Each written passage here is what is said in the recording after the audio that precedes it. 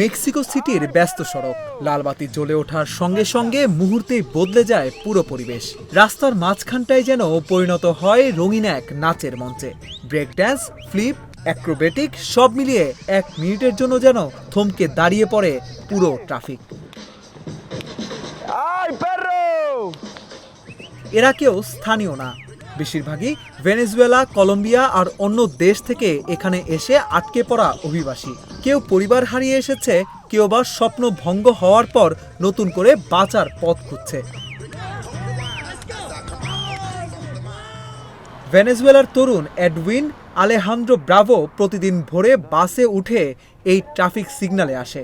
যুক্তরাষ্ট্রে থাকা মায়ের কাছে পৌঁছাতে চেয়েছিলেন, কিন্তু অভিবাসন নীতি কড়াকড়ি হওয়ায় আর যেতে পারেননি। আমি পরিবারকে খুব মিস করতাম, তাই রওনা দিয়েছিলাম। জঙ্গল পেরিয়েছি, দেশ পেরিয়েছি, কিন্তু এখান থেকে আর যেতে পারিনি।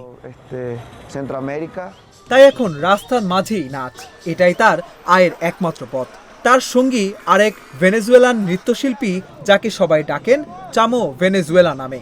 পরিবারের অন্যরা যুক্তরাষ্ট্রে পৌঁছালেও তিনি আটকে গিয়েছেন মেক্সিকোতেই।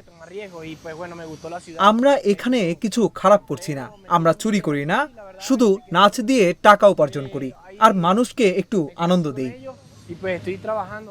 দিন শেষে গাড়ির জানালায় ধরা কয়েন নোটেই চলে তাদের ভাড়া, খাবার আর জীবন। কলম্বিয়ার নৃত্যশিল্পী অ্যান্দ্রেস বলেন, এমনও হয় কাগজপত্র দেখিয়েও হয়রানির শিকার হতে হয়, তবু মেক্সিকোর মানুষ খুব ভালো, তাই রয়ে গেছি। তাদের নাচ শুধু রাস্তায় থেমে নেই, সোশ্যাল মিডিয়ায় ভিডিও ভাইরাল হয়, কখনো ছোটখাটো শো করার দাওয়াতও আসে। আর এই ছোট ছোট সুযোগই তাদের এগিয়ে যাওয়ার বড় শক্তি।